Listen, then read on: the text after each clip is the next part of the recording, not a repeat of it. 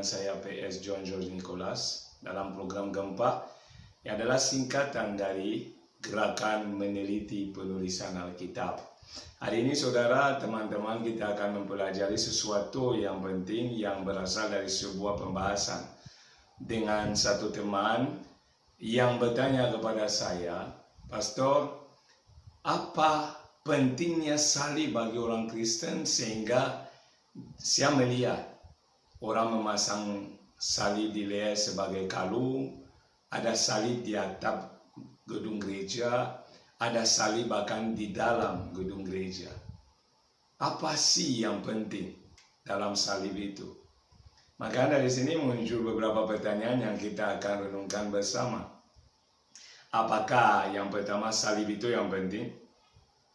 Yang kedua, apakah pribadi Yesus yang penting? Atau yang ketiga, apakah peristiwa Yesus yang disalibkan itu yang penting? Kita akan mempelajari, saya ajak saudara untuk baca Alkitab kita lebih dulu di dalam 1 Korintus 1 ayat 18 dan 19. 1 Korintus 1 ayat 18 dan 19 dengan judul perikop Hikmat Allah dan Hikmat Manusia. Sebab pemberitaan tentang salib memang adalah kebodohan bagi mereka yang akan binasa. Tetapi bagi kita yang diselamatkan, pemberitaan itu adalah kekuatan Allah. Karena ada tertulis, aku akan membinasakan hikmat orang-orang berhikmat dan kearifan orang-orang bijak akan kulenyapkan. Amin. Jadi kita memahami di sini bahwa dikatakan pemberitaan tentang salib merupakan suatu kebodohan. Kebodohan saudara bagi orang yang akan binasa. Kenapa? Orang tidak memahami peristiwa tentang salib ini. Sehingga dalam pemberitaan ayat 19 berkata bahwa Tuhan berkata dia akan melepaskan hikmat dari orang berhikmat dan kearifan dari orang-orang yang bijak.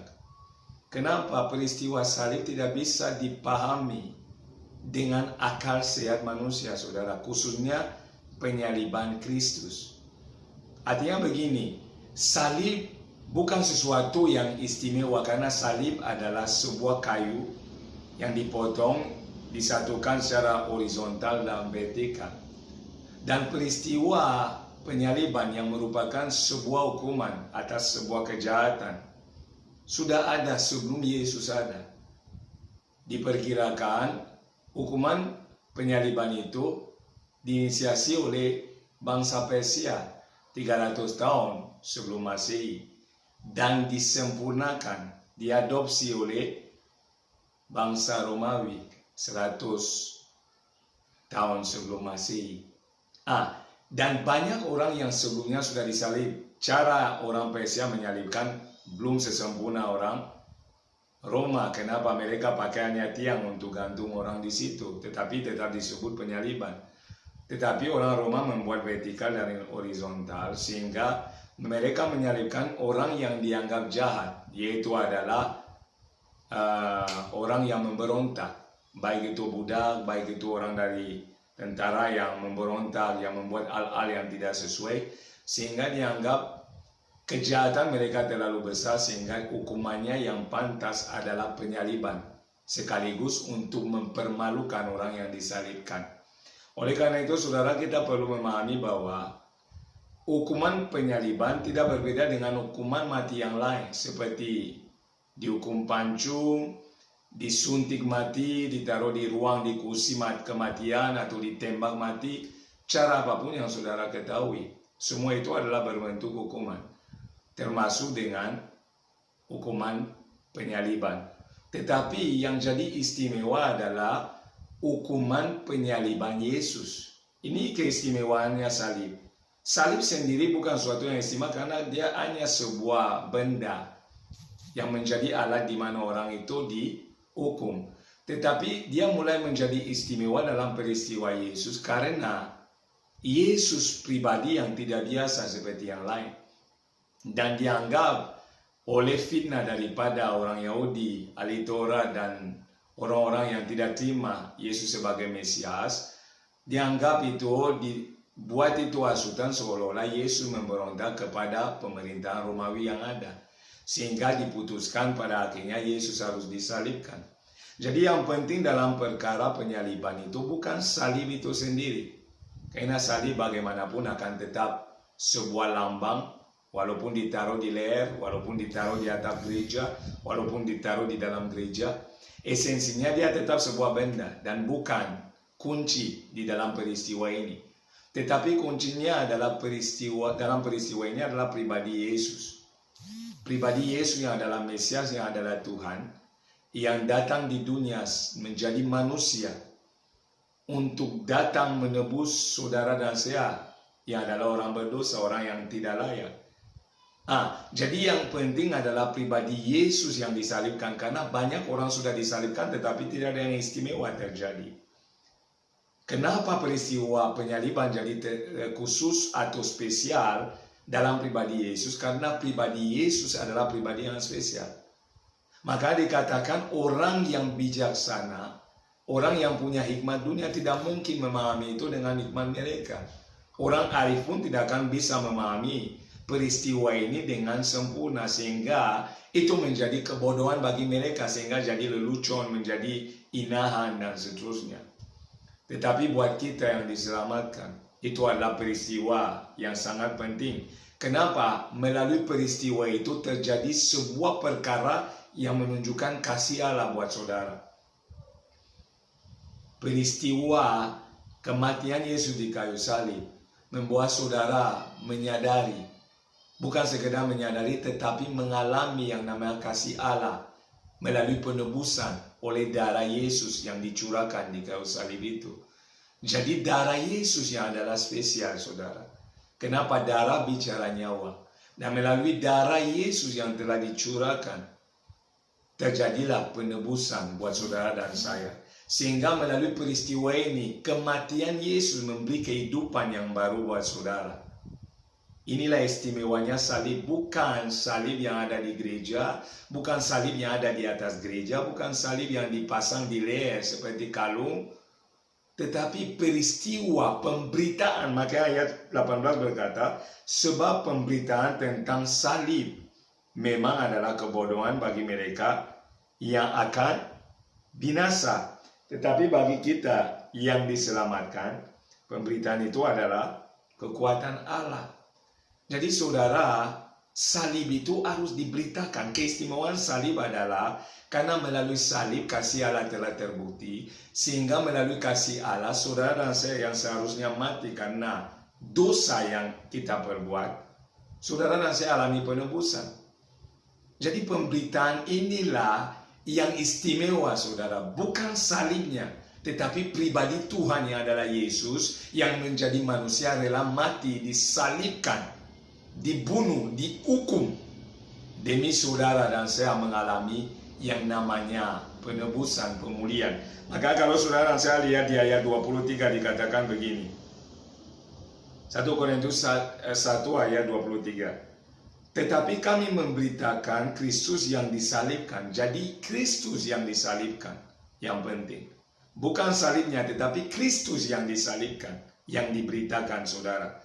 Kenapa? Kristuslah yang mengerjakan segala sesuatu. Salib hanya alat. Jadi tadinya bisa saja Yesus dibunuh dengan cara dipancung, tetap sama. Yang utama adalah pribadi Yesus dan korban darah yang dia curahkan. Bisa saja Yesus ditaruh di tempat dan ditembak mati. Yang penting bukan tembakan itu, tetapi yang penting adalah pribadi yang memberi diri untuk ditembak. Hal yang sama tentang penyaliban. Jadi salib itu mendapat maknanya di dalam pribadi yang disalib. Karena kita ingat, di samping Yesus kiri dan kanan ada juga penjahat yang lain yang telah disalibkan.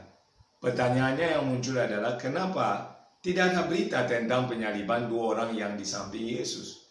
Kenapa buat mereka tidak heboh-hebohan?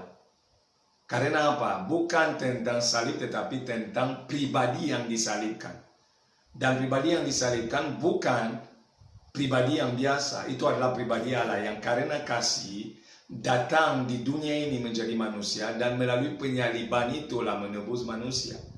Disitulah istimewa perkara salib, saudara.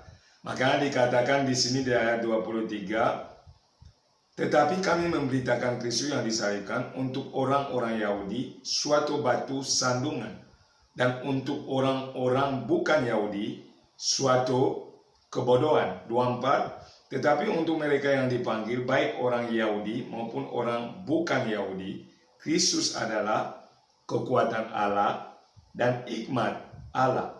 Jadi jelas yang diberitakan Yesus dikatakan sebuah untuk orang yang Yahudi sebuah batu sandungan. Kenapa? Orang Yahudi nggak terima Yesus adalah Mesias. Mereka nggak terima Yesus katakan dia adalah anak Allah. Mereka tidak terima bahkan Yesus menyetarakan dirinya sebagai Allah. Sehingga menjadi batu sandungan bagi mereka. Tetapi untuk orang Yunani, dia jadi suatu kebodohan. Kenapa? Orang Yunani adalah orang yang pakai akal sehat. Orang yang jago dalam yang namanya filsafat. Sehingga buat mereka sesuatu harus masuk akal. Masa Tuhan menjadi manusia? Masa Tuhan bisa mati? Masa Tuhan bisa disalibkan oleh manusia yang diciptakannya? Tidak masuk akal bagi mereka sehingga disebut itu menjadi sebuah kebodohan bagi mereka. Tetapi dikatakan untuk kita yang telah dipanggil, saudara, justru penyaliban Yesus, kematian Yesus menjadi tanda buat kita bahwa kasih Allah nyata dan menjadi kekuatan Allah untuk mencapai tujuannya penyelamatan kepada manusia. Disitulah keistimewaan salib, saudara. Jadi bukan tentang benda salib, karena hari ini saya lihat kadang-kadang setiap tahun di Filipina juga ada orang yang disalibkan, dibuat tiang salib, dan orang manusia seperti kita biasa disalibkan di situ. Tetapi tidak mengubah sesuatu apapun, itu hanya ikut-ikutan. Tetapi untuk Yesus berbeda, bahkan sejarah mencatatnya bahwa dia disalibkan, dan salib itu, penghukuman salib adalah hukuman yang paling berat karena orangnya nggak langsung mati. Kalau ditembak mati, dia langsung mati di tempat. Kalau disuntik mati, beberapa detik atau menit dia akan mati. Kalau dipancung, dia seketika juga akan mati. Tetapi disalibkan akan mengambil waktu yang panjang, sehingga bicara salib, bicara penderitaan. Penderitaan yang begitu besar dari Allah demi saudara dan saya. Maka Yohanes 3 ayat 16 berkata, oleh karena begitu besar kasih Allah akan dunia ini, sehingga dia telah mengaruniakan anaknya yang tunggal, supaya barang siapa percaya kepadanya tidak binasa tetapi memperoleh hidup yang kekal. Jadi bukan salibnya tetapi perkara yang terjadi di salib dan tentang siapa yang disalibkan. Ternyata yang disalibkan adalah Yesus, Allah segala Allah, Tuhan segala Tuhan. Dan itu menjadi kebodohan bagi banyak orang sampai hari ini. Kenapa? Buat manusia perlu dipahami dengan akal sehat. Tetapi itu adalah fakta dan sejarah membuktikannya. Sehingga ini nyata membuktikan kasih Allah buat saudara dan saya. Oleh karena itu, bukan tentang salib yang kita gunakan di leher, bukan tentang apapun yang lain, tetapi tentang pribadi yang disalibkan yang adalah Tuhan, di mana dia membuktikan kasih-Nya yang begitu tanpa batas buat kita, orang-orang yang telah dipilihnya. Oleh karena itu, saudara, peristiwa salib itu perlu kita kenal, bahkan kita kobarkan. Karena ayat 18 berkata, yang diberitakan adalah salib atau perkara salib. Ayat 23 pun menyatakan hal yang sama. Tetapi kami beritakan Kristus yang disalibkan. Kami beritakan Kristus yang disalibkan. Untuk orang-orang Yahudi suatu batu sandungan, dan untuk orang-orang bukan Yahudi suatu kebodohan. Jadi Yesus yang diberitakan, karena di dalam Yesuslah terjadi penebusan. Di dalam Yesuslah kita masuk kepada rencana Allah melalui iman, melalui Yesus yang telah disalibkan, melalui kematiannya, melalui darahnya yang dicurahkan ketika dia disalibkan, terjadilah pertukaran. Kematiannya mendatangkan kehidupan buat kita, kesengsaraannya mendatangkan kehidupan dengan penuh damai sejahtera. Bahkan Alkitab mencatat dia memperdamaikan kita dengan Tuhan. Coba kita lihat di Galatia, saudara. Galatia 3 ayat, kita mulai dari ayat 13 sampai 14. Kristus telah menebus kita dari kutuk hukum Taurat dengan jalan menjadi kutuk karena kita. Sebab ada tertulis, terkutuklah orang yang digantung pada kayu salib. Yesus Kristus telah membuat ini supaya di dalam Dia berkat Abraham sampai kepada bangsa-bangsa lain, sehingga oleh iman kita menerima roh yang telah dijanjikan itu. Jadi Yesus Kristus justru melalui perkara penyaliban telah dijadikan kutuk karena kita, saudara. Jadi karena peristiwa salib bagi budaya orang Yahudi adalah sebuah kutuk. Kalau seseorang dihukum mati oleh karena penyaliban, dia terkutuk, dia termasuk golongan orang terkutuk. Dan Yesus karena kasihnya telah memilih menjadi terkutuk demi saudara dan saya dengan cara mati di salib. Artinya perkara salib bukan tentang kayu yang adalah alat untuk orang dapat disalibkan, tetapi tentang pribadi yang disalibkan. Dalam hal ini Yesus Kristus Tuhan yang telah rela menjadi manusia sampai mati di kayu salib. Itu tertulis di dalam Filipi 2 ayat 5. Dia taat sampai mati di kayu salib. Untuk apa, saudara? Untuk menebus saudara dan saya, untuk memerdekakan saudara dan saya, untuk memperdamaikan saudara dan saya dengan dirinya, dengan Bapa. Itulah makna salib, itulah yang kita perlu pahami. Makanya ayat yang kita baca tadi katakan kita harus memberitakan salib. Bukan salib yang adalah kayu, tetapi peristiwa yang terjadi di kayu salib. Itu yang harus diberitakan. Sebab ayat 18, pemberitaan tentang salib memang adalah kebodohan. Kebodohan bagi siapa? Bagi mereka yang akan binasa. Oleh karena itu saudara dan saya perlu menceritakan peristiwa di salib. Peristiwa di salib hanya berbicara tentang kasih Allah yang telah memberi yang terbaik, itu adalah nyawanya sendiri demi saudara dan saya. Itulah yang menjadikan keistimewaan peristiwa penyaliban Yesus. Kalau hanya berbicara tentang penyaliban, itu adalah hal yang umum, saudara. Tidak istimewa, tetapi apa yang menjadikannya istimewa dan khusus karena pribadi yang disalibkan adalah Tuhan sendiri. Allah yang menjadi manusia, Allah yang menjadi daging, firman yang menjadi daging. Untuk datang tinggal di tengah manusia, untuk mengalami apa yang manusia alami. Dia sangat paham sehingga dia menebus manusia melalui cara menggantikan manusia yang seharusnya mati. Karena Roma 6 ayat 23 katakan itu hukum dosa adalah maut. Itu hukumnya seharusnya kita terima. Tetapi karena perkara penyaliban kita mendapat kasih karunia. Kita digantikan oleh Kristus sehingga kita menjadi layak di hadapan Tuhan. Kita menjadi manusia baru di dalam Kristus. Inilah yang membuat istimewa. Jadi kalau kita mau menyimpulkan, jadi bukan salibnya yang penting. Jadi mau pakai salib atau tidak pakai salib tidak ada perbedaan. Sama aja, itu tetap hanya sebuah lambang. Kalau dipakai juga dalam mengingat peristiwa dan korban Kristus, boleh saja, tidak salah, tidak dosa. Kalau nggak dipakai tidak apa-apa, tidak masalah juga. Ditaruh di gereja salib atau tidak ditaruh salib tidak menjadi persoalan.